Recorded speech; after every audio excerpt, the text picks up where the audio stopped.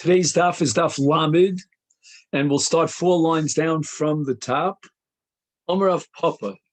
In the previous sugya and in the Mishnah itself, we learned that a Kohen needs to cleanse himself after he had a bowel movement to make sure there's no excrement attached to his body.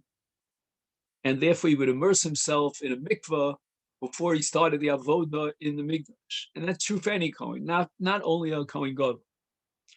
And that's the springboard to the next discussion about Kriyat Shema. Omer of Papa, Tzoa bimkoma asur likros Kriyat Shema.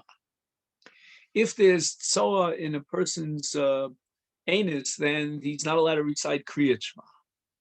So the Gemara says, Heichi Dami. What exactly is the case? Is the excrement outside the body? Ida nires, then Pshita. I don't need Rav Papa to teach me this because already in the Mishnah, in the Masechet Brachos on Daf Chaf Beis, the Mishnah says a person has to distance himself 4 amos from excrement before he davens Kriyat Shema. And here he has it attached to his body.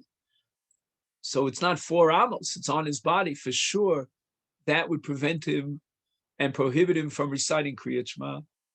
So what's the chiddush here of Rav Papa in his statement going beyond the Mishnah? So the Gemara says, Idalo nires, if you're telling me that it hasn't left the body yet, lo nitna Torah l'malochi ashares. I mean, can you say that there's a disqualification of a Kriyat Shema because there's excrement inside the body? I mean, that's very difficult to expect a human being, to be absolutely certain that there's no excrement inside his body close to the anal opening. So that's from Malachi Asharis. So the Gemara says, we have to find a middle of the road case, meaning it's sort of like nires, but it's not nires. It's not nires enough that it would be explicit in the Mishnah that he'd have to disqualify, he couldn't recite Kriyat Shema. The Yoshe v'nires omed v'ena nires. Sometimes there's excrement where if you sit down, then it opens the anal opening and the excrement could come out. But as long as he's standing, the body is sort of clasping onto the excrement, it's not letting it out. And therefore, you would think that he's allowed to read Kriyat Shema. And the chiddush here of Rav Papa is that since, had he been sitting down, it would go out, it means he could already know, and it's already considered as if it left his body, even though technically it hasn't yet left his body, and that enjoins him from reciting Kriyat Shema. Again, since when he stands, you cannot see, it's not nires, then from the perspective of the Mishnah, we would certainly come to the conclusion that if it's not nires while he's standing, then he could recite Kriyat Shema. And that's the chiddush here of Rav Papa, that nevertheless, he is enjoined from reciting Kriyat Shema. The Gemara now asks the following kasha on Rav Papa. Maishno mitzoa al besoro. We have an explicit statement, and we're going to have a minor secondary machlokas between Rav Huna and Rav Chizda about this statement, but fundamentally, both Rav Huna and Rav Chizda say that Soa al Besaro, if he has Soa on his body, in other words, let's say he's got Soa that he can't see because it's covered by his begadim, then it says, Osha Hayadav Bebeis Hakise, we'll get back to that in a minute, is Rav Huna Omar Mutar Likros Kriyat Shema. Since it's covered by his garments, you're allowed to recite Kriyat Shema. And Rav Chizda Omar also Likros Kriyat Shema. Rav Chizda says that wherever there is Soa on your body, anywhere on the body, on any limb whatsoever, and despite the fact that it may be covered by clothing, nevertheless, you are not allowed to recite Kriyat Shema. It's as if you're standing in a place where there's Soa. And even though it's covered, according to Rav Chizda, you're not allowed to recite Kriya Shema. According to Rav Huna, since it's covered, therefore, it's not considered as if it's on his body. There are, however, as Rashi points out, two organs in the body where if there's excrement, it would not make any difference whether he covered it with garments or not. And that is with regard to what's called breathing organs, like the nose or the mouth. And if that's the case where Rav Huna would agree that you're not allowed to recite Kriya Shema. But on the other hand, according to Rav Huna, if it's covered, then even if it's on the body, it doesn't contradict Kriya Shema, and you're allowed to recite Kriya Shema. So according to Rav Huna, for sure, we cannot reconcile Rav Huna with Rav Papa, because Rav Papa holds that you're not allowed to recite Kriya Shema when there's excrement inside the anus in such a way that had you stirred up, it would come out. But right now it hasn't come out yet.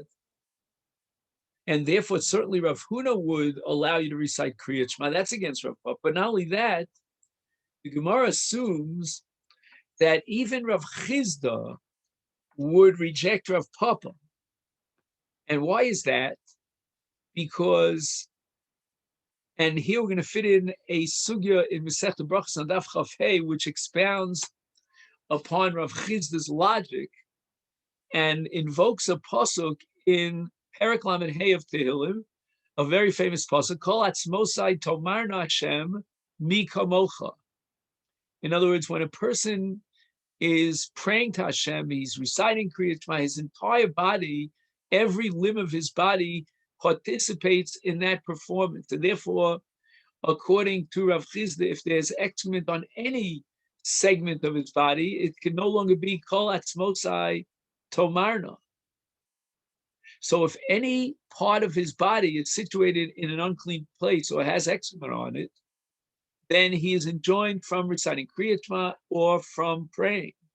But the implication of Rav Chizda is that if Kol Atzmosai Tomarna does not apply, for example, when he's standing and it's impossible to see the excrement, then he can have Kol Atzmosai Tomarna. He can fulfill this requirement and he can recite Kriya Shema. Rav Papa, on the other hand, says that even though right now it's not visible, nevertheless, since if he would sit down, it would become visible, that is enough to disqualify his Kriya Shema.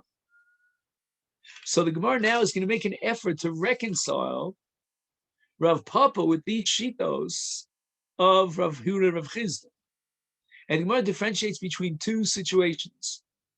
Bimkoma nofish zuama, shalo bimkoma lo nofish zuama. According to Rav Papa, and this is something, a principle that can be accepted unanimously, there's a special status, lechumra, with regard to bimkoma. Bimkoma means in the place where the excrement comes out of, in the anus. And that's where there's a very disgusting and foul odor, and that's called nafish zuama. In other words, that's when the excrement first comes out of the body. It hasn't been exposed really to the air yet, and therefore it retains its foul odor until finally it's exposed to the air and the odor dissipates into the air. So therefore, we have some place in the body which is called nafish zuama. The excrement is particularly disgusting and vile in that place, and therefore Kriya Shema cannot be recited. But shalo bimkoma, when it already somehow got attached to another part of the body, that means it was exposed to the air and some of the foul odor has dissipated. At this point, Rav Papa could agree that if it's not in the anal area, then you could recite Kriya Shema. Again, exactly under what circumstance you might be allowed Kriya Shema, that would depend upon the inner machlokas between Rav Huna and Rav Chizda. Rav Huna would be more makil as long as it's not in the breathing organs, and Rav Chizda would be machmir as long as it's exposed and attached to any part of his body because of the pasuk, the principle of Kol Atzmosai Tomar. Tana Rabbana, we learned in a brayso. Halacha b'seuda adam yotze lashtin mayim notel, etc. The Gemara now is quoting a brayso with regard to urinating. And the Gemara says that if you're in the middle of your Suda and you leave in order to urinate, then you're going to need Netilas Yadayim. Now here we have two fundamentally different halachas with regard to Netilas Yadayim. One is a halacha of Nikius. The assumption is that when a man urinates, he uses one of his two hands to clean himself up. And he may have droplets and shirayim of meiraglayim on his hands. Therefore, notel yodo achas, that hand that he used in order to wipe himself, that has to be clean. And that's notel yodo achas. And then nichlas, he can go back and continue the seuda. However, now we have another halacha, and that's called hesech hadas. Hesech hadas means when he diverts his attention and distracts himself for a certain significant period of time. For example, diber im chavero v'hiflig. Let's say he went out of the seuda and he met a friend and he didn't urinate, but he was spending a lot of time with his friend, schmoozing with his friend. That's called hesech hadas. Is then notel shtei yadav v'nichnas. He is going to require a brand new netilas yadayim. His original netilas yadayim is no longer valid and viable because he's distracted. He's not thinking about making sure that his hands are clean. And although the original takon of Netilas Yadayim by Shlomo Melech was for kodshim, that before you touch kodshim, you have to wash your hands, but Chazal at a later period of time extended and expanded the institution of Netilas Yadayim as it was enacted by Shlomo Melech to include washing before eating truma, and then later on, eventually washing before eating bread. And if a person interrupts his meal for an hour or more, an extended significant period of time, he's going to need a netilas yadayim again because he's not being zahir, he's not shomer his yadayim. Now the Bryce is going to tell us, where does he wash his hands? Where? Physically, in what location? It says here, kshu notel, when he washes his hands, lo yitol mi bachutz. Here we're worried about maras ayin. People ate with him in one room. Now he left. They didn't see him wash his hands when he came back. It's therefore lo yitol mi bachutz, because don't wash your hands outside of the su'ud of the room, but rather you should wash your hands inside the room. Mipnei chashad. And the word chashad is very common in Shas, and it's indicative of what we call b'yisem nikiyim lifnei ha'am, that we have to be naki. We should not behave in a way that might arouse the suspicion of those around us that perhaps we do not live up to the requirements of the halacha. So, for example, the Gemara says, mishum chashada, if you lit your Hanukkah candles on one side of the house and it can only be visible from that street, but you have another entrance, another window that faces another street, you're going to have to light the Hanukkah candles on both streets, on both sides of your house, mishum chashada.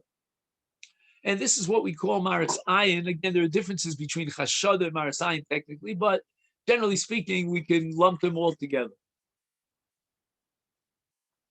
And now, if he comes into the Suda an hour later, nobody sees that he washed his hands, they're going to be suspicious that he was Mesiach Das, he needs a new netilas yadayim, and he didn't do so. Therefore, he should wash his hands publicly in the dining area. Now, here it's very interesting. He's going to wash his hands in the place where he sits and eats his meal. And the reason for that is, first of all, to make it public that he's washing his hands. And secondly, because there are other guests that are sitting around the table, And the tefiach, which is the container holding on to the water that he's using for Dutsi time, should be passed around. Why is he passing around this container, this pitcher? And the answer is that it could be that there are other people who are sitting at the table, other guests, that also need Netilas Yadayim. They'll all of a sudden realize, it'll dawn upon them that they were distracted and they had Hesed Hadas. So basically, he's doing a chesed now by making available the water for anyone else who wants to wash. And Rashi adds another element into the equation. By passing it around, he publicizes the fact that he washed, and therefore no one would suspect him of not washing his hands.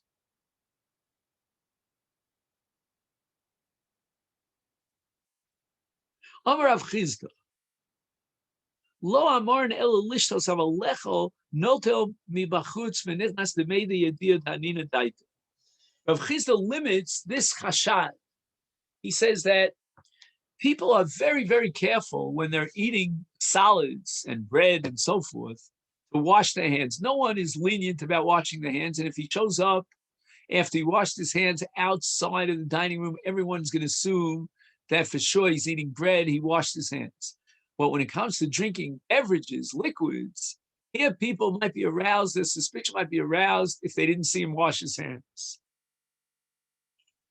And with regard to food, with regard to solid food, there the Gemara applies the principle of anina daite. Anina daite means people are very sensitive towards guaranteeing that they wash their hands before they partake of food, before they touch food. Omer Rav Nachman Bar Yitzchak, he disagrees. In my case, I can wash my hands outside. No one would suspect me, even if I'm only drinking, because it's public knowledge that I am very sensitive and I would not even drink anything without Netilas Yadayim. And this leads us to the Mishnah. Now, if you don't mind, I just want to tell a little story. I like to tell stories from time to time. I wasn't there to hear this, but I heard it from very good testimony. And Rav Moshe Feinstein was at the Aguda convention somewhere in the tri-state area. I don't know where exactly the convention was.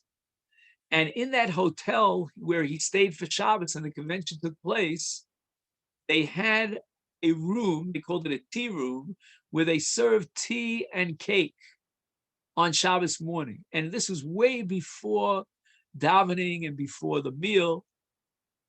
And Rav Moshe davened Vasikin, and then he came down and he wanted to make Kiddush and have a piece of cake with a tea. He tells his Heisbacher that he should announce in front of all the people who were in the tea room that the Rosh Hashiva has already davened.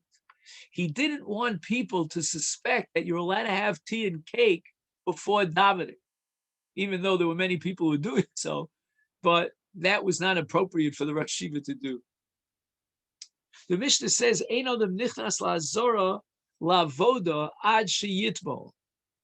We don't allow entry into the Azara until a person goes into the mikveh.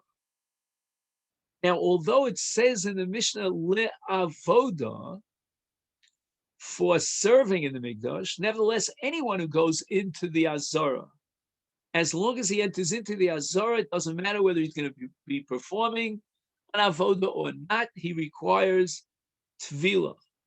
The Gemara later on is going to ask, why require tefillah if he's not doing the avoda?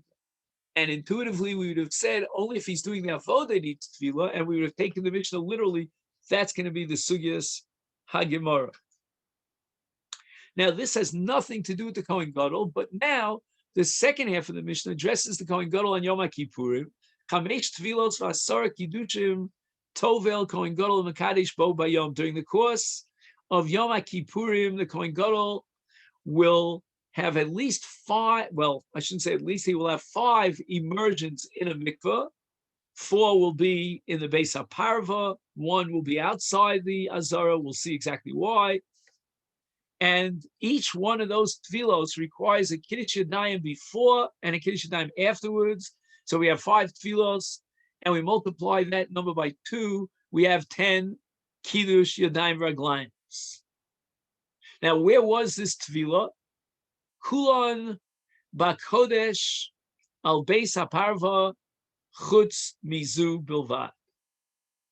The Kohen Gadol would enter into the Azara to begin the day of Yom Kippurim. He's wearing his Big Day Chol.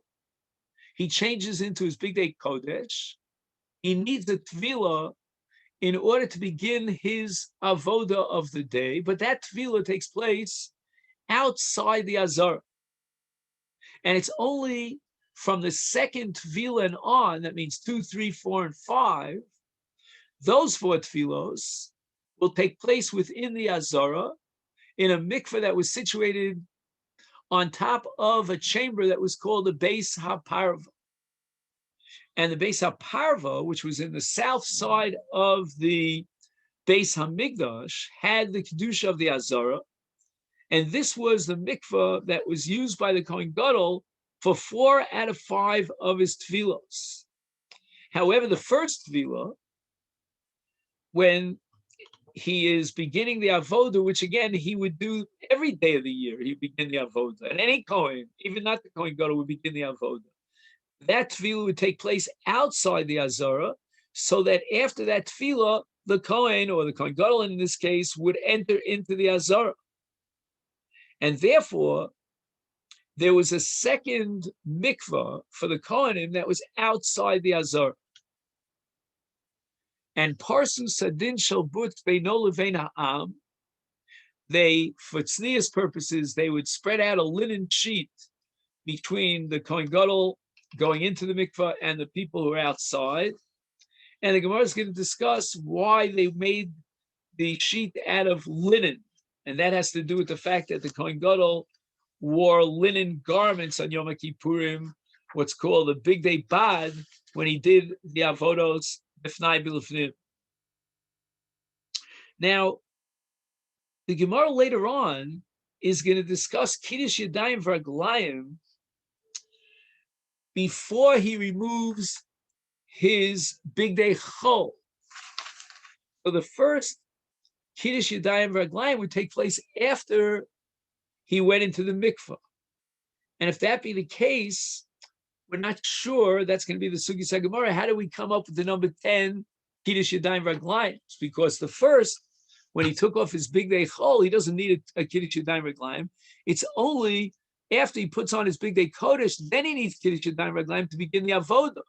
Hence, the first tefillah only had 1 Kiddush Yadayim attached to it, leaving 2 times 4 is 8, all told 9. How do we get to number 10? Shalu es ben Zoma, the Gemara says. Tvila zu lama. Why is it that a Kohen, before he enters into the Azara, he must be Tovel? Amar lahem, Ben Zoma responded to this question, Uma hamish, with a Kal V'chomer. Now the Kal V'chomer is going to be based on the Kohen Gadol. And keep in mind that that anything derived, any halacha derived from a Kal V'chomer is da'oraisa. Ma hameshana mi kodesh lekodesh. Umi makom shanish kares, lemakom shanish kares, ton tvila. The Torah requires the Kohen Gadol on Yom Kippurim to be tovel, even when he's within the Mikdash and he's going from one place that's Kodesh to another place that's Kodesh. For example, let's say he leaves the Kodesh Kodashim to go out into the Heichal, or he leaves the Heichal to go out into the Azor. In all these cases, he's going to require a Tvila, even though he's remaining within the Kodesh. Not only that, if a Tameh would go into that place, which is Kodesh, whether it's the Kodesh Kodashim, whether it's the Heichal, whether it's the Azara, he'd be Chayiv Kares for such a thing. And the Kohen Gadol is relocating himself from one place where there's a Chayiv Kares for a Tameh to enter into to another place that there's a Chayiv Kares to get into. He's going from the Azara to the Heichal to the Azara, etc., etc. Is therefore, let's take the case of Hameshana Michol Kodesh. the case of a Kohen who's going from Chol and he's entering into the Azara. And he's going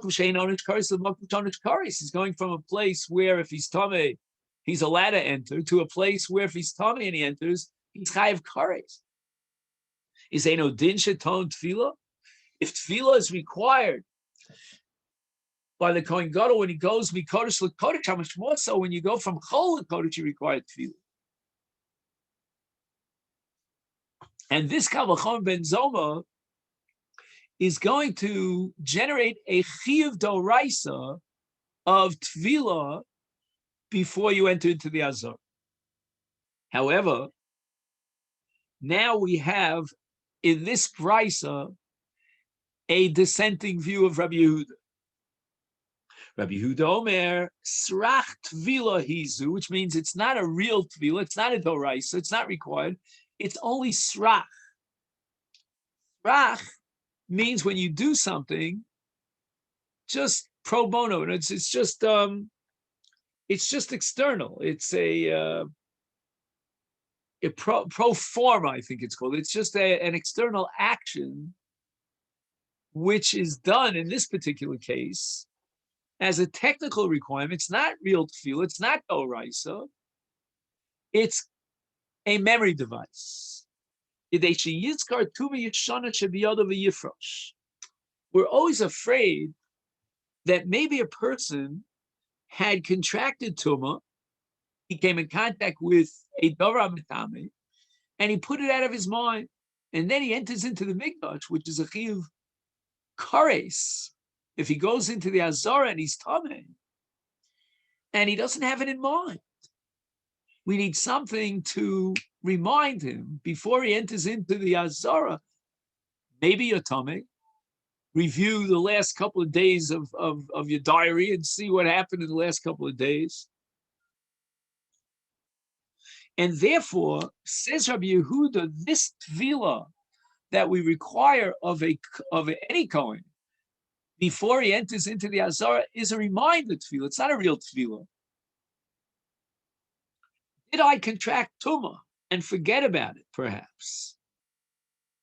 And if he jolts his memory as he's going into the mikvah, then he won't go into the mikvah, into the mikdash on that day. He'll start to calculate that he needs Harif Shemesh. He has to wait till nightfall before he could do the avoda, and that's when his Tara will be completed.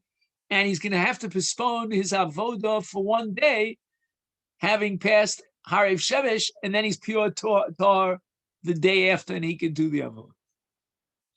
So the Gemara asks, "B'may kam miflik?"